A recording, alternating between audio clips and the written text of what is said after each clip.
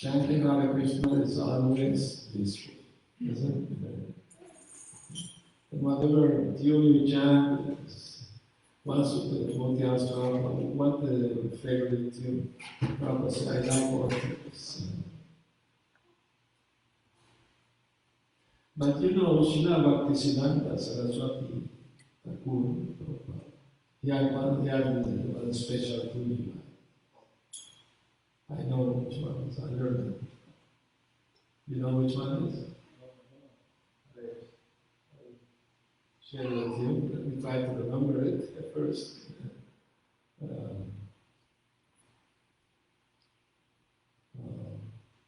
to remember it.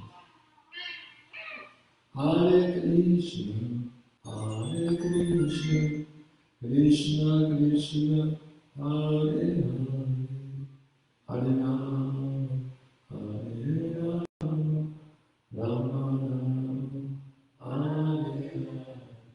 That's Srila Bhakti Siddhanta favorite.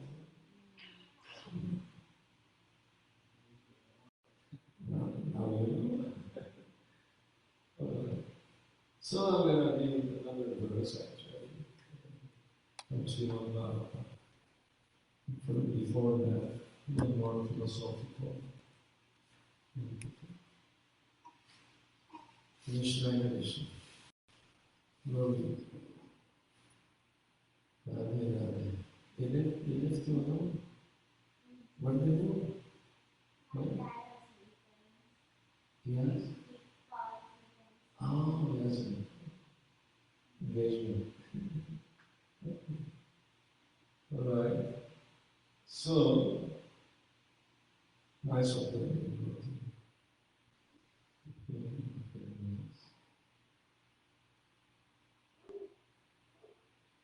So we are going to read from Srimad Bhagavatam, first canto, chapter 17.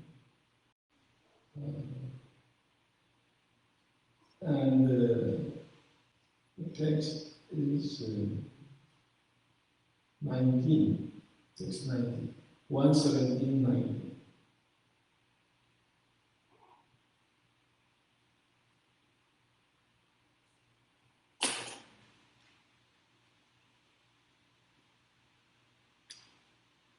No, even better than that, the previous one, 18. I know you like 18.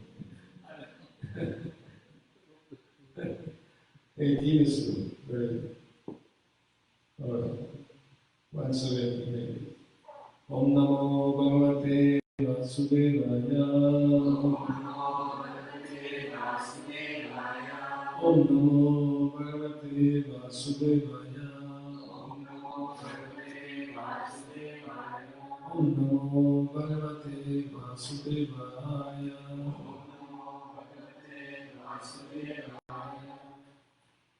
Navayam Klesha Bijani Yatasyu Purusharishava Purushantam Bijanimo Vakya Veda Vimohita Namayam Klesha Vijani Yatasya Purushashava Purushantam Vijanimo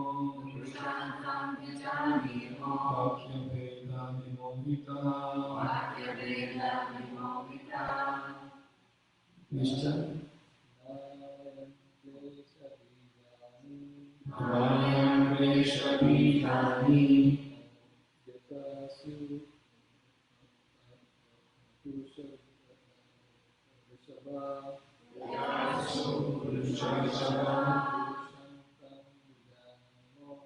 Purushantam Vijanimo Vakya Veda Vimohita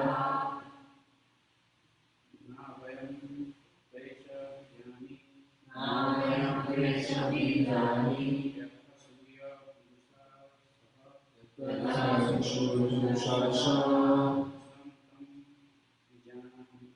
Purushantam Vijanimo Vakya Veda Vimohita Namayam Klesha Vijani Yatasya Purushashava Purushantam Vijanimo Vakya Veda Vimohita Namayam Klesha Vijani Yatasya Purushashava Purushantam Vijanimo Vakya Veda Vimohita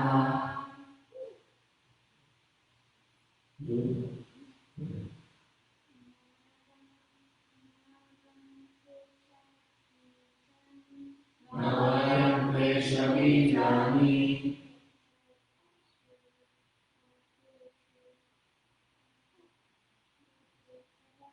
Yatasya Purushashava Purushantam Vijanimo Vakya Veda Vimohita. Like the chant. Namayam Klesha Vijani Yatasya Purushashava Purushantam Vijanimo Vakya Veda Vimohita Namayam Klesha Vijani Yatasya Purushashava Purushantam Vijanimo Vakya Veda Vimohita. Very good.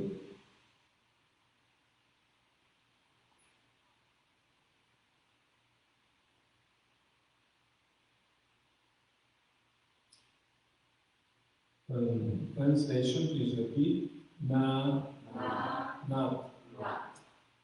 Vayam, we, Lesha Vijani, the root cause of sufferings.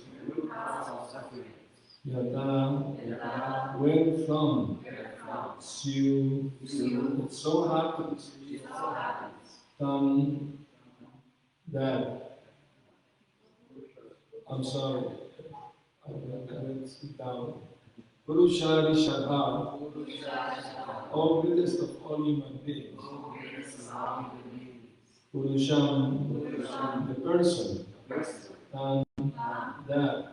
Vijanima, no. Vakya Veda, difference of opinion. Vimohita, bewildered by.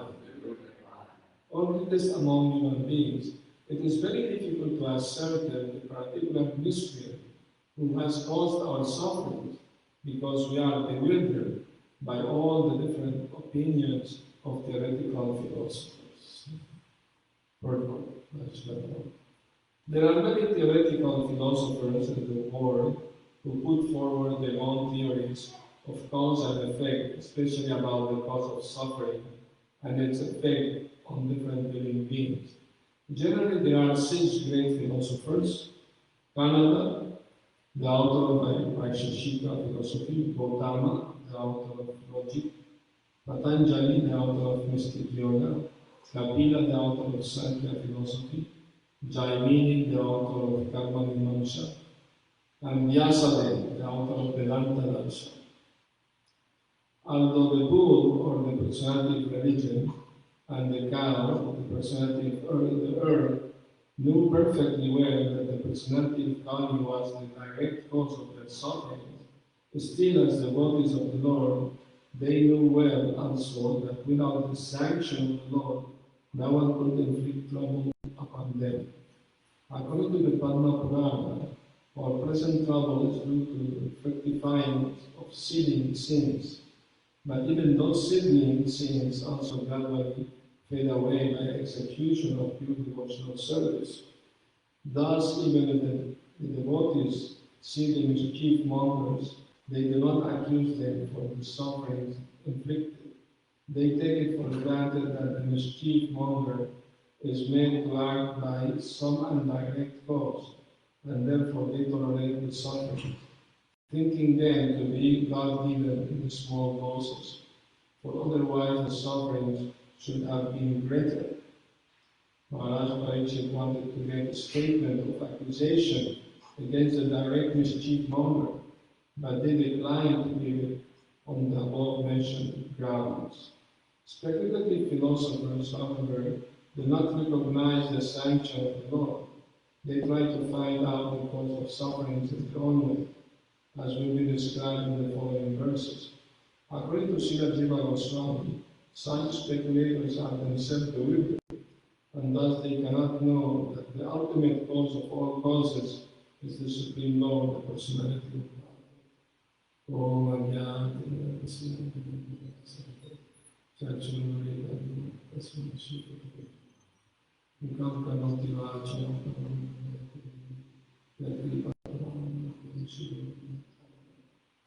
So here is the scene.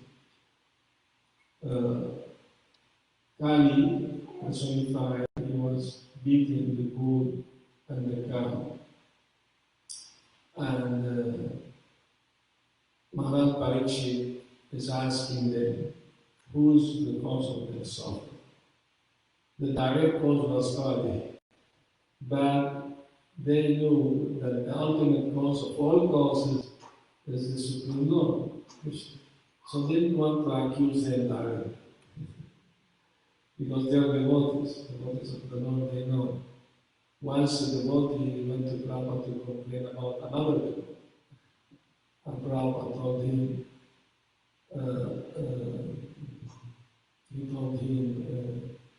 don't be angry at the instrument of your karma. Of course, the devotee don't want to be instrument of anybody's karma. They want to be instrument of relief of karma, by giving spiritual knowledge, giving Krishna consciousness, to ease their suffering, not to be cause of their karma, instrument of their karma. So, it's a very deep philosophy explained here. Some philosophers like the Karma Mimamsa, they say everything is karma. Everything is karma. Jaimini, he said that even if there is Devata, or even Supreme God, he is also bound by karma. If you do your duty well, he has to give you no matter what. Like that. So they think God is also under the law of karma. That's they're bewildered by so many ideas. So, but actually, the fact is, nobody is the cause of our suffering. Some philosophers say that we are our own the cause of our own suffering and happiness by our own activities, which also is logical. But this is the apparent thing. Ultimate cause of everything is Krishna. Of course, Krishna sanctioned, and he also gave everyone whatever they deserve according to their activity. But it is Krishna also offered a way out of karma. Karmani nirvahati tuja bhakti bhajam. Brahma Samhita is explained, by performing devotional service, one can burn away all karmas, good or bad. Actually, karma, good karma is also bad karma. In this world, people think, oh, this is good karma is good, bad karma is bad. But actually, both are bad, because if you have good karma, and suppose you're born in a rich family, educated, pious family, still you have to suffer old age, disease, death, again and again. So what is the use of good karma? The idea is to get out of all karma, which is called akarma. Devotional service is akarma. Doesn't bring bad or good karma. It's transcendent good karma. So when devotees suffer, for any reason, they know, because of Krishna's mercy, I'm suffering little. I deserve even more because of my past misdeed. But since I'm trying to be Krishna conscious, to serve the Lord, is minimizing what I'm supposed to have, the suffering I'm supposed to have. So that's higher philosophy than just karma, So in that way, we can always be grateful to Krishna, never complain. For example, in the Second World War, many German pious ladies went to church to pray to God that their husband may come back from war safe. But of course, in war, many people died, normal. So many of those women died. And these women, they lost faith in God. They hear the prayer, they became atheists. No, God doesn't exist. Otherwise, they would not hear our prayers. So they don't understand the philosophy of, karma and reincarnation, both things. Once I was visiting a devotee in Texas, and he showed the newspaper. One religious man, pastor, he was saying that unless we accept karma and reincarnation, there is no way to explain the problems of the world. So, very intelligent. Because they have this idea that this is the only life. There was no life before. The only life, first and only life. From here you can go hell or heaven. Or purgatory, may not be with things. But this is the first life, supposedly. Then God is very unjust. Why some people are born healthy, intelligent, and nice looking, other people are born with disease and ugly, and poor. So God is unjust because if this is the first life, there was no other life before this one. Doesn't make sense. And because they don't have philosophy, it's a mystery. It's God's will, mystery, we don't understand. No. Krishna tells us there is no mystery about to know the cause of suffering. Once, a few years ago, I was in Spain. They invited me to speak on the radio. They invited over the religious people also. Christian, Muslim, Buddhist, Jew. And we were speaking philosophy about the cause of. So they asked this question, everyone, do you believe in hell? Yes, yes. Hell is a devil. We said, we don't agree with that. Yes, hell is there, but not a devil. Because otherwise God is not all merciful. He won't give you a second chance. suppose you go ahead and you suffer for some time, according to your misdeed, it's not that everyone has to be eternally in hell, no matter what he has done. It's not justice there. Even in this world, not everybody goes to jail with the same amount of time, depending on the crime. So, not everyone who goes to hell has to stay the same time, eternity, forever. So I asked them, do you believe that God is all merciful? He said, yes. I said, how is that? Suppose a man died in sin at the age of 30 and he goes to hell. God is not going to give him another chance. Then he's not all merciful. They start doubting. They say, their own philosophy of eternal like that. So then one of them asked the question, well, then okay, you are saying that because we did something bad, we're suffering for this. But what time does a child have to do anything bad to suffer accident and die in a car accident? Something like that. I said, well, if you see on the ocean an iceberg, you see the top of it. You don't see what is below the water. So you see only the surface, what is visible to the eye. The same way, you don't know if the child did something bad in past life. Suppose he was Hitler in past life, and he killed millions of people. And then this life is born with chronic diseases and is killed. So how do you know? Otherwise you think, oh, God is cruel. Why? Some people become atheists because they don't understand that. They ask the question, if God doesn't exist, why there is so much evil in the world? Why is there so much suffering in the world? They ask this question, isn't it? And the answer to that is that God is not responsible for people's suffering, for anybody's suffering. Why? Because we are creating what happiness is by our own activities, our own actions. So that's the philosophy. But beyond that, the sanction of the Lord. He can change somebody's karma if he wants to. Of course, the person has to become devotee, then he can change the karma of that person for good. But that change of karma depends on how much surrender the devotee is. Of course, this sometimes can be misused.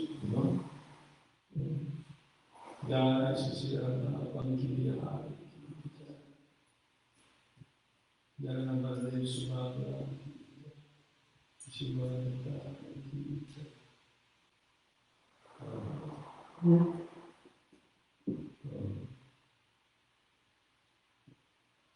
For example,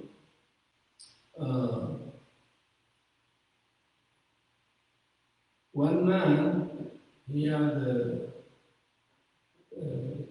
was a florist. He would sell plants and flowers and things like that. So one goat came to eat the flowers, and he took a stone, threw it at the goat, and the goat died. So then he said, "Oh, that was the will of the Lord." And somebody, devotees corrected him. No, you have to take responsibility for your action. It's not you say, "Oh no," you can't blame God for your own misconception or your wrong activities. You have to take responsibility. Otherwise, what is the use of free will? I remember once I was giving a lecture at one university in the country El Salvador, in the theological department, all student theology. So one student asked me this question. Did God created the world, the universe? Yes. Then we see there is a lot of evil in the world. So did God created evil? And if so, how can God be all good if He create evil? Very challenging question. I told him, I'm going to answer your question by asking you a question. Do you believe in darkness? He said yes. Do you believe in cold? He said yes.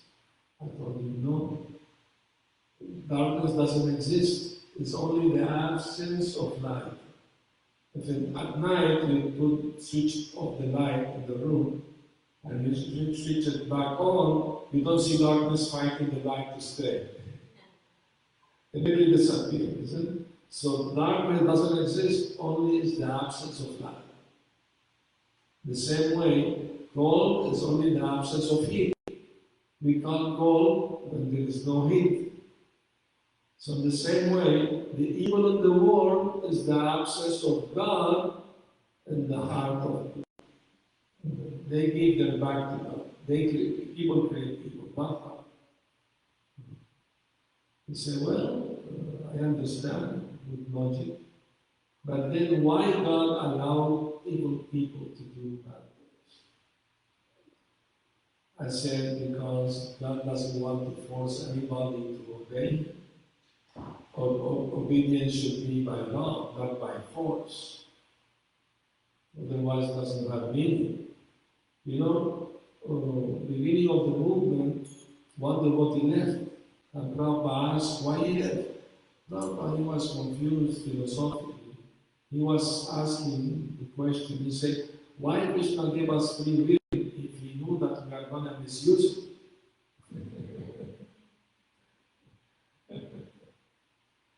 Prabhupada said, he wants to be a robot, obeying without any will, no freedom to choose.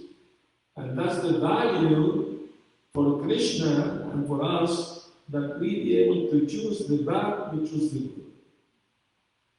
Then Krishna take more into account that we could choose the wrong thing, we choose the right thing.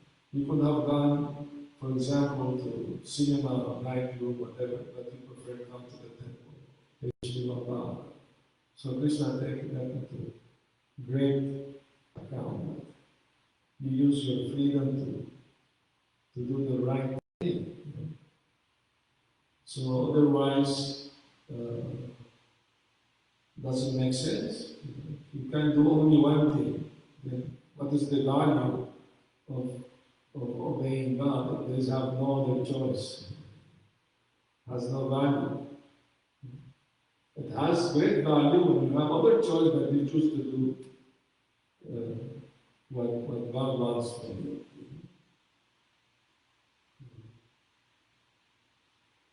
I need to say also,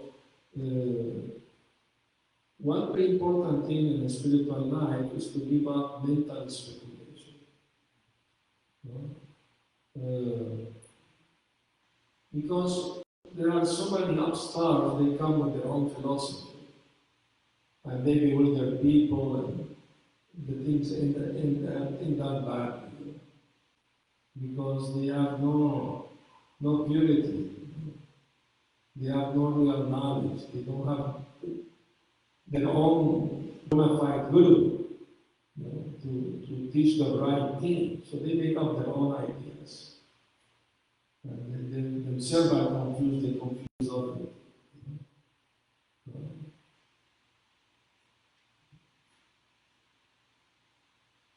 When Prabhupada went to England, he had a press conference at arrival.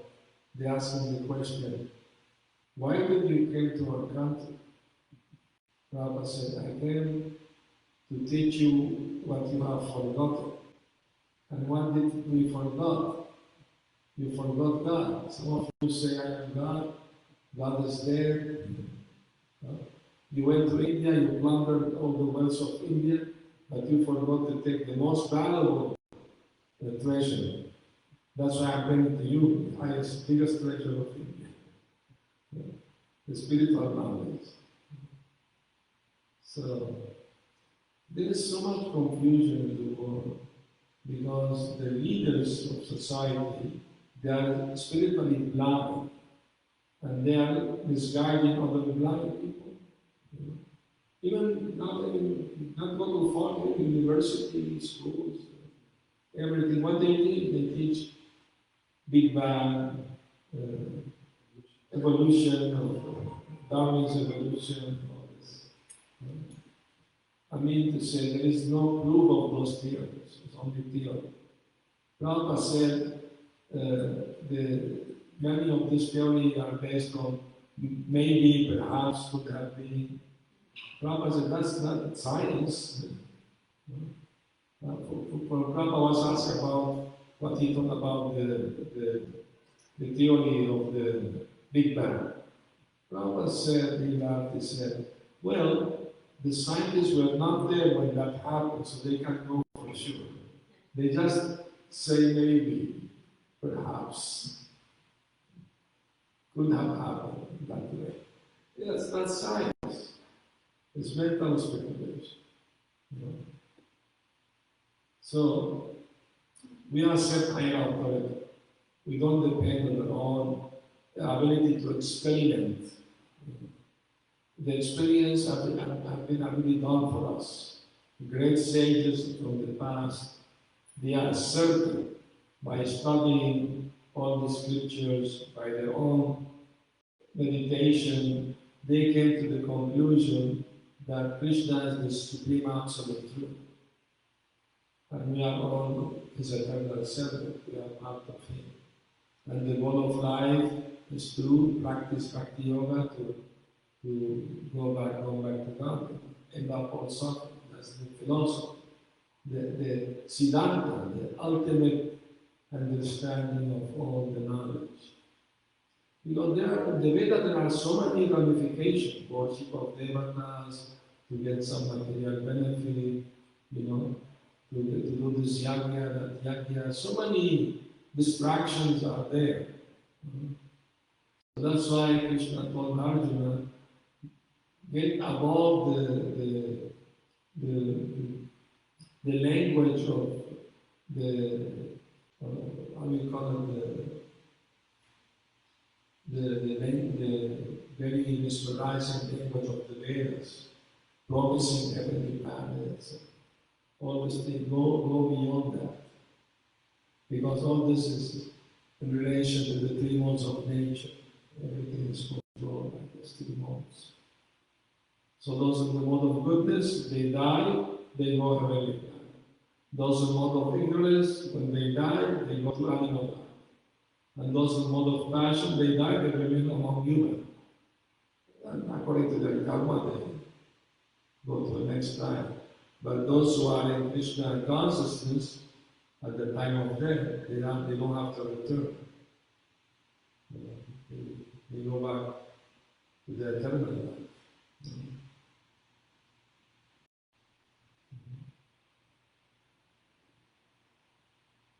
So please ask any question or comment to that. Yes?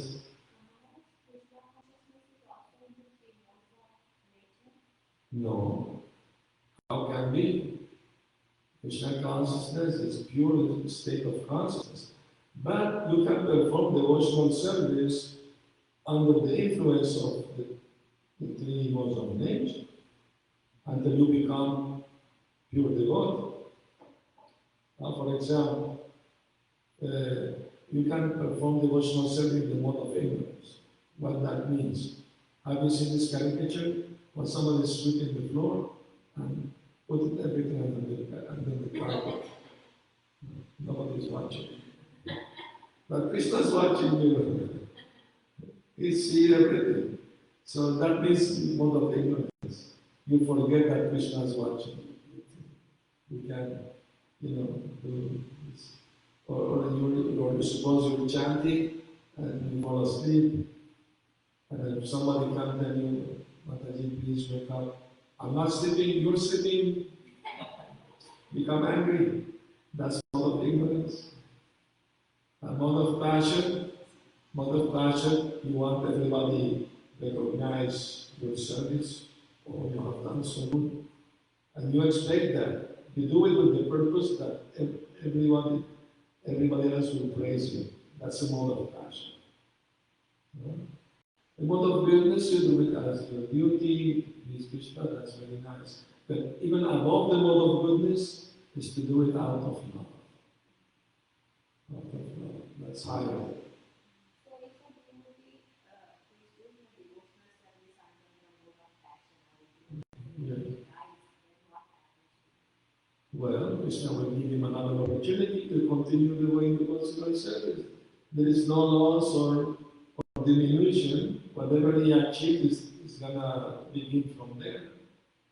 He will get at least his human body, will be born in a pious family, you know, will continue his devotional service. Until one can become pure devotee, he has to come back. Only pure devotees are liberated. Because they are liberated before that. Because they have no material desire, only desire they want to love and serve Krishna. So they are already liberated. So until we reach that position, we get time. Krishna is giving us time to prepare for death ahead of time, so we should not take advantage. We should do the best we can to become pure devotees also. Is it?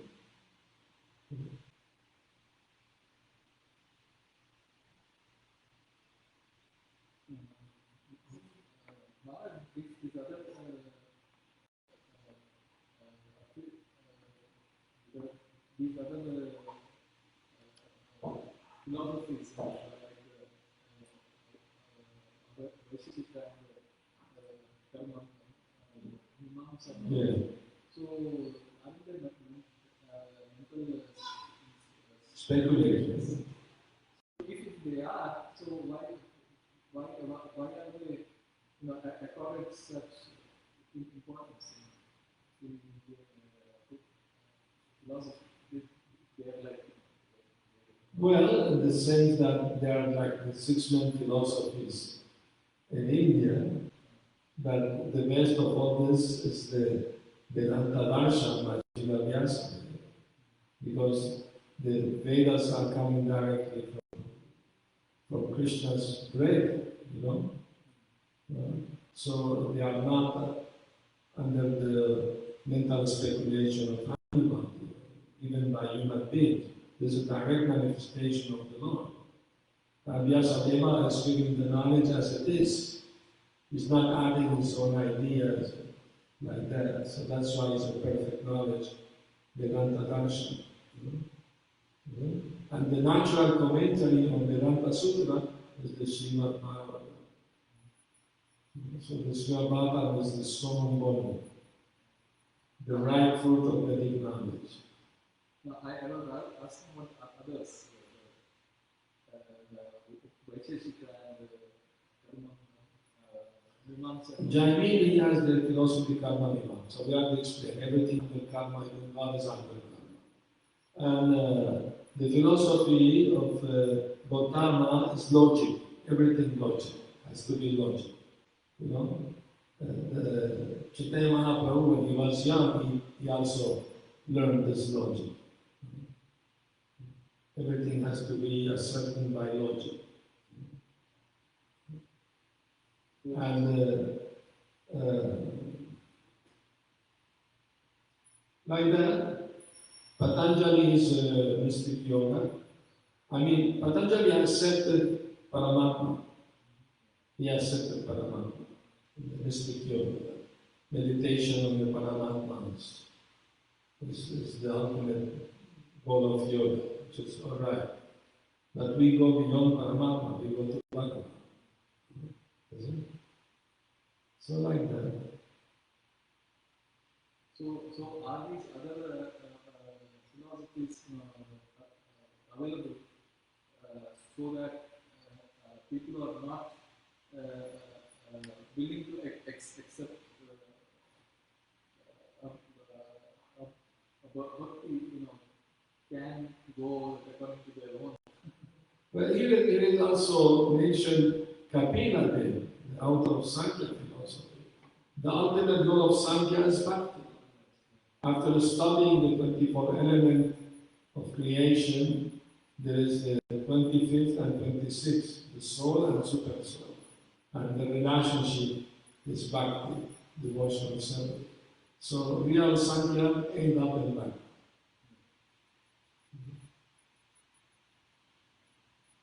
You know which are, yes? Please. No, no. I think you mentioned a few questions actually I have. So one thing you mentioned, a Grahastha-like person, he is not the person A and person B. So he does 4 hours a day, another person does 8 hours a day. Is that time really matters? That how long somebody can do that service, or it is more than that, just not just time? It's intention, devotion, anything else other than the time matters.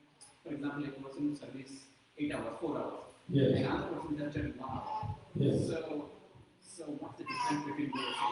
Is there difference somehow, or there is any other way he I can mean, if they are doing according to their own capacity, not whimsically, but the person is doing an hour because that's the time he has to do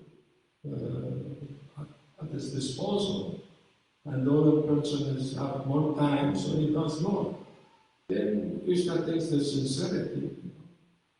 Actually, Prabhupada said more important than the service itself is the attitude through which you do the service. More important than the service itself. If you do it in a humble way to please Krishna, that's very good. But if you do it pride, I want everybody to praise me like that, then you're in the mode of passion. Doing service in the mode of passion. So it doesn't matter if you do many hours, but if you are proud, then somebody is doing 1 hour but very sincere, very surrendered is more valuable. It's not only the amount, but also the quality of the service. Of course, both things are important. The more service we do is better. It should be of quality also important. Second question, Yes. Bharati mentioned about people who do meditation, and earlier days to know about all this cosmic and all this meditation and all that. Yes. So we do also meditation with japa meditation. So do you think we can come to a stage we know all those things that are down the line? Yes, all meditation is not silent meditation. Prabhupada said this. I used to practice Hatha Yoga before I came to Krishna consciousness. Silent meditation. The teacher would tell us, see this white light, meditate on this light, make your mind blank. After 5 minutes, I was bored. I wanted to go see my friend and do something else. It's artificial. The mind needs something to think of. So this so-called meditation, Prabhupada said is what do you call it? Snore yoga. The silent and not sleeping. Snoring yoga. And I've seen it. Good people fall asleep. So-called meditation. This meditation of chanting Hare Krishna is better. Because people don't know what is meditation and what is the purpose of meditation. We think meditation is to think about anything. Oh, how was my day today? I'm going to meditate. How things were at work, how this material. But that's not meditation. Meditation means to think of God. But if they don't know God, how can they meditate on God? Understand? So then to answer to conclude that, so basically somebody to japa meditation, but we cannot get all this cosmic, he cannot do actually loco, he cannot see that, or he cannot transfer his body out, his soul out of the body, he cannot do experience all this stuff. Is that correct? All these things are included in the chanting. There is nothing lacking there.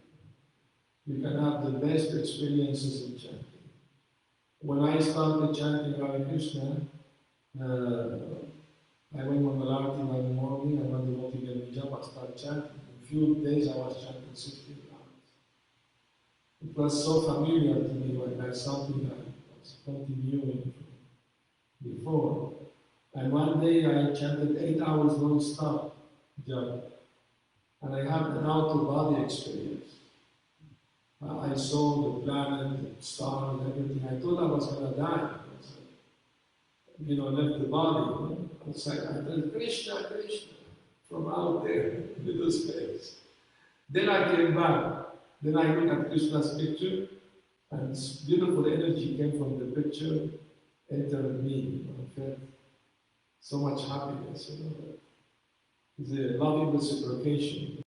So this is even better than out-of-body experience and all this.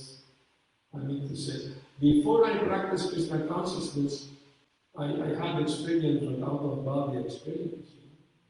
Because I used to practice yoga, I was accustomed to meditation.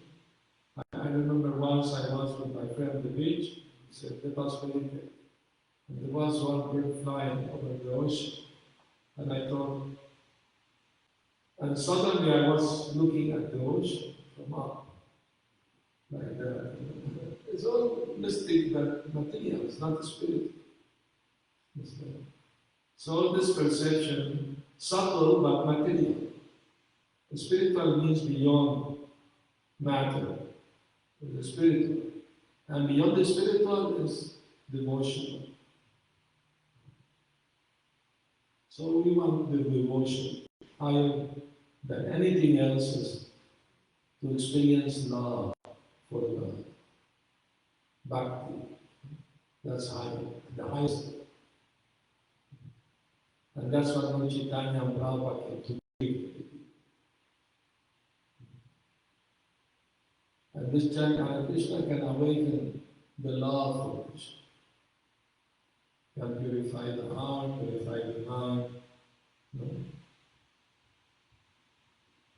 But we should do it attentively, not with distraction. So we have to make effort to chant more attentively and chant more. You're chanting 4, chant 8. You're chanting 8, chant 16. 16 is the minimum, not the maximum. When actually Prabhupada came to America, he asked the devotee chant 64. Prabhupada, the devotee, okay, we will try. Next day came Prabhupada, not possible. We have to do job, family, we can. Okay, Prabhupada, then chant 32. They try, we can, not enough time. Okay, 60 is the minimum. That's how the 16 came to be the minimum standard, that's 16. But I need to say it's important to at least chant 16. If you're not, try to come to that gradually. Increase the chanting. Because that's the best meditation in the names of the Lord. That's also meditation.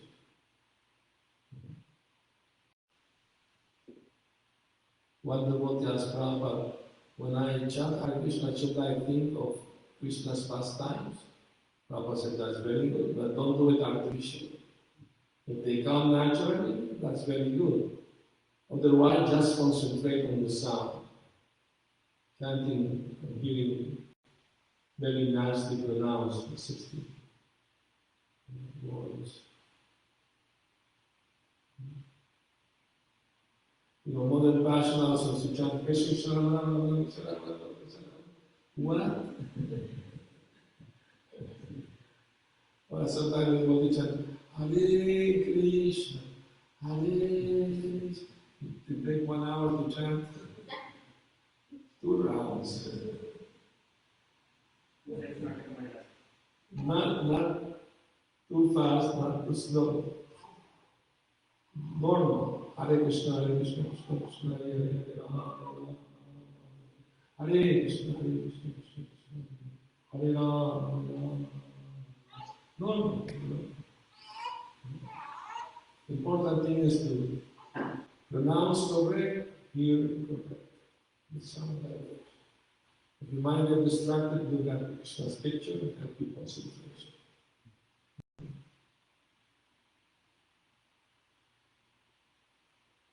And this chanting will take us to the highest realization, highest meditation. I had this wonderful experience, and I decided to join the temple immediately.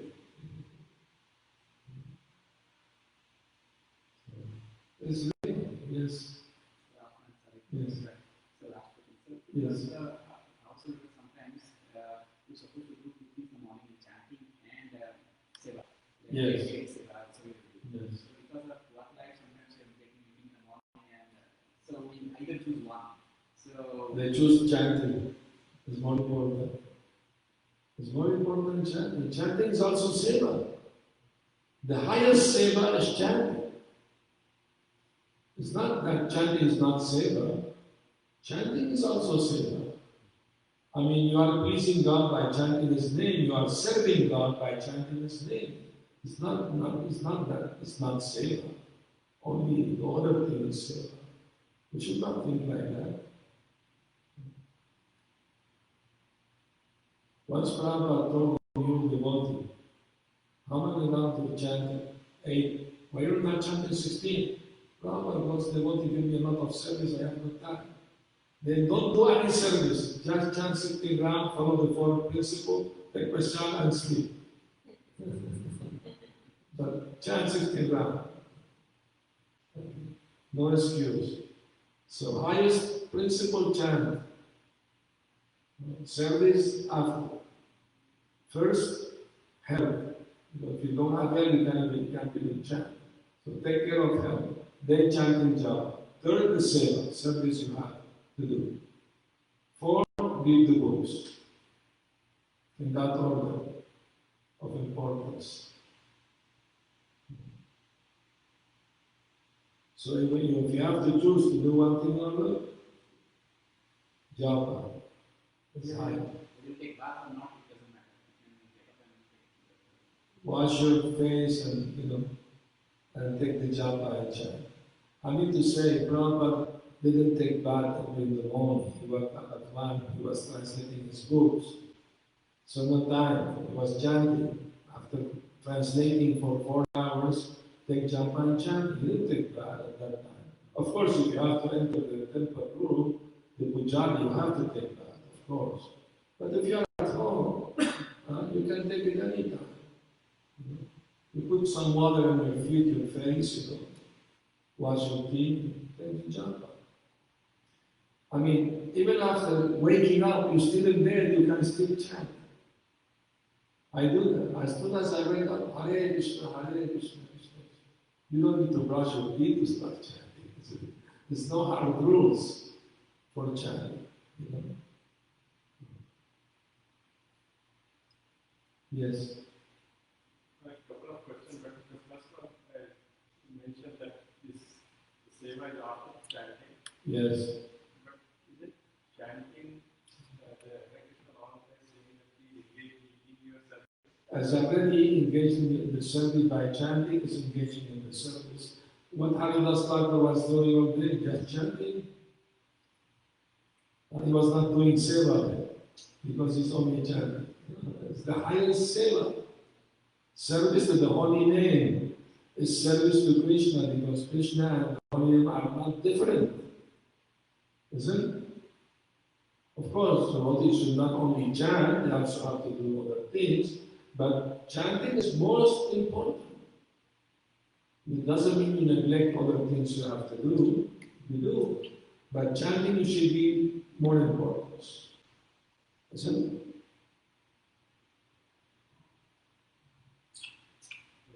Another question, different question. From verse that you just read. There, the bull and the cow, Yes. they have this bhava, even though they know that this person is having it's not developing. How to develop that kind of bhava?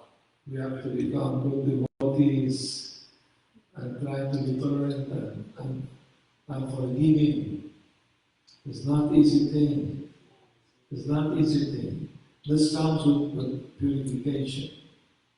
When the devotee heart becomes purified, he doesn't want to point anyone. He said, Prabhupada, he gave us the example. He was giving lecture, big hall in London, full of people. One man stood up and started insulting Prabhupada. The devotee wanted to take him, throw him out. Prabhupada said, no.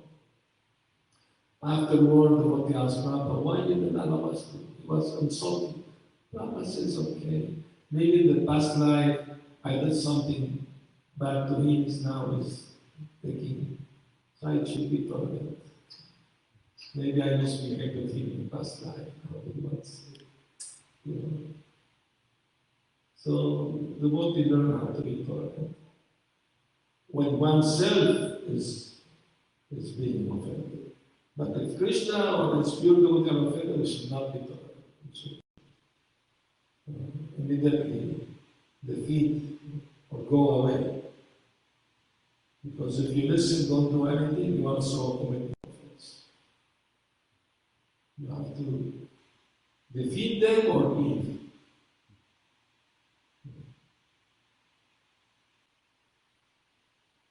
I remember once I was distributing Bhagavad Gita's. And one man took the book, he looked at Prabhupada's picture, and he said something wrong, criticizing. And I chastised him. I said, would you like me to offend your fathers? Why you should offend my fathers? He is my spiritual father. You're speaking badly about him. You have no shame. Oh, I'm very sorry. I didn't mean that. Okay. If you wanted to forgive, you have to buy the book. So he bought the book. I got it.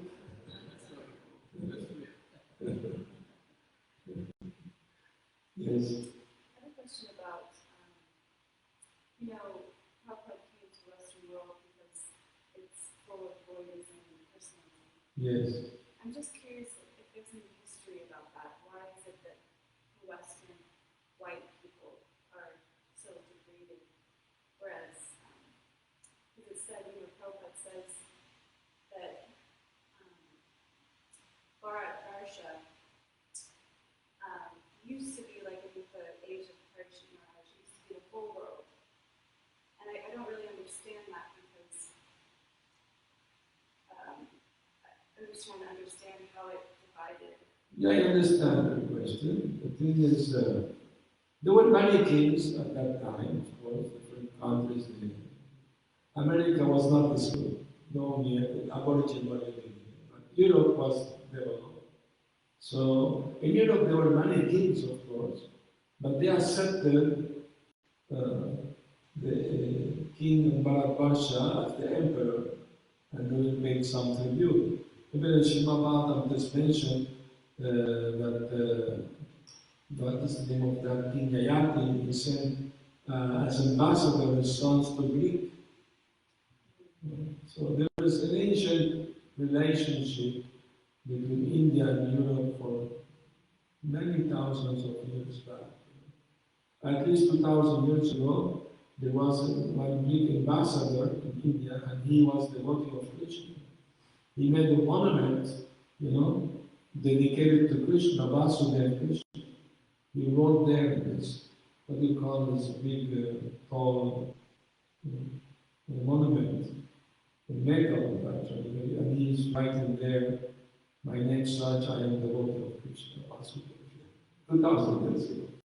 There were already Westerners devotees. Few, of course. Prabhupada came in thousands of Krishna devotees. We asked Prabhupada that same question, that it is true that previously the world was following the Vedic knowledge, the Vedic culture. Prabhupada said yes. In the course of time, they forgot. And because came from Bharatvarsha, it remains something there still, up to date. Prabhupada said, India is like a dead elephant. Either dead or alive is valuable. If he's alive, he can work, carry heavy weight, and if he's dead, the task very valuable. So in Vedic culture, almost dead in India, I say. But still there is something, like, it's still valuable. Something still there left, you know. But previously, I mean, few years ago, I came to know from the devotees that National Geographic went to Mexico. They went to one archaeological city called Merida to find the new findings, and they found a water cave, and the wall was written in Sanskrit. 3,000 years ago, all is still written. So they thought, how does Indian language came to Mexico 3,000 years ago? Somebody wrote in Sanskrit on the wall. So that proved there was ancient relationship with the Indian culture and the West. But in the course of time, they gave it up. They forgot. And even like Angkor Wat Angkor Wat. Yes, that's the biggest temple of Vishnu. Even in India, biggest temple. So is it just that, like, because there's 400,000 species of human beings, right? Yeah. So would it be that, if one desires more materialistic enjoyment, they would take birth in like American body or European body? Yes, but Thakur said about this, he said, because they are much interested in material enjoyment, God give them more intelligence how to manipulate the material energy. So that's why they are so more advanced than India in material things, in technology, because they have more interest in enjoying. Isn't it? Well, nowadays India becoming very expert in engineering and all this.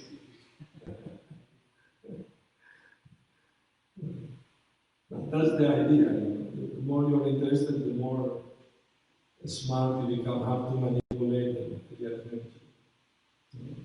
But of course, I could say we can take advantage of those advancements, material advancement, to engage them in Krishna's service.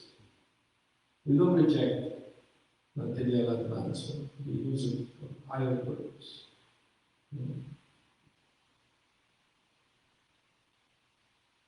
Very good. You didn't ask any question today. Yes.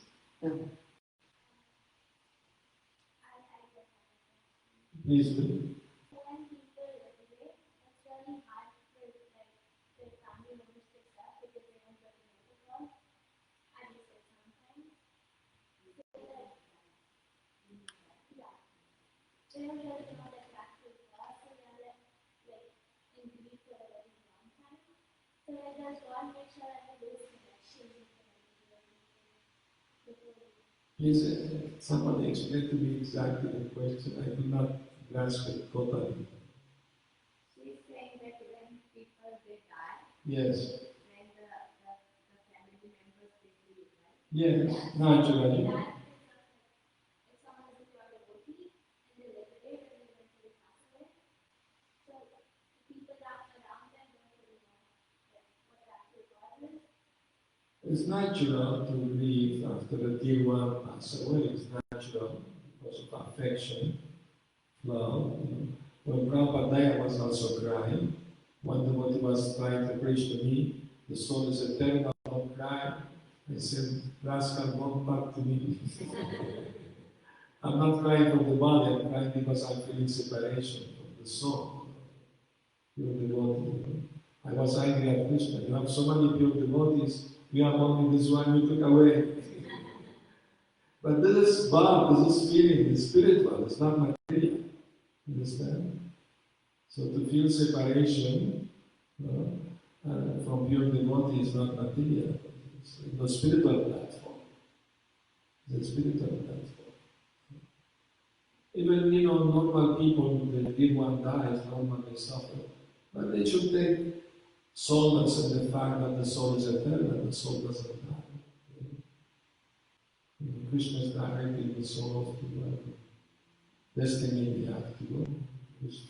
nothing lost forever. I hope I answered. All right, thank you everyone.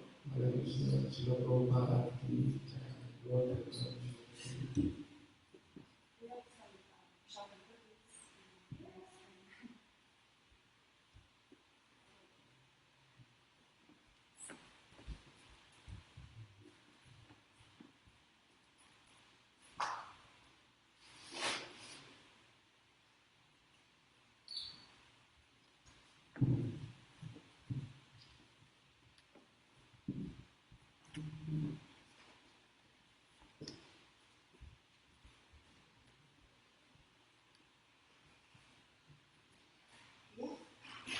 Krishna.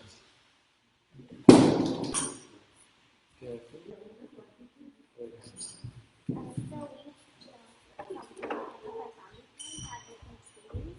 But he was actually like completely alright, but then he just like passed away. Yeah. And then like it seems like few days ago, his mother could feel like he was like distancing, though they were really close. So I wanted to ask like if God makes sure that you distance before liberating. So that You become naturally detached when you are advancing spiritually. You become naturally less attached. It happens naturally. so you distance away from like your family members. No, you don't distance yourself. You just internally you have some detachment. It's not external. Externally you behave normally, you behave nicely. But internally, my internal relationship is with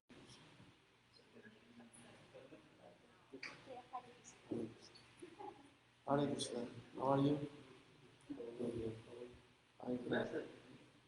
You was working?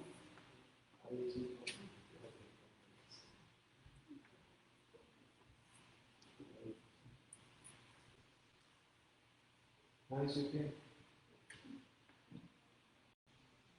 So everything okay? Hare Krishna. So tomorrow we have the Krishna Last. You come to Krishna Last. Yeah. Okay. Yeah. All right. See you tomorrow. Yeah. Go. Yes. Yes.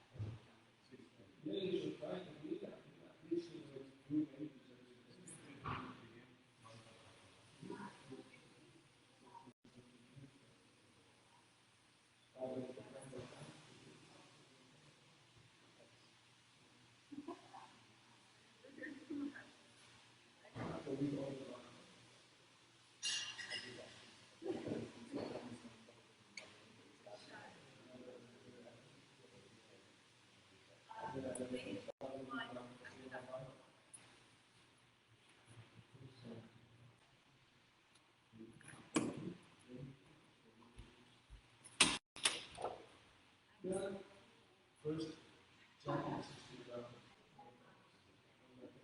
It's natural.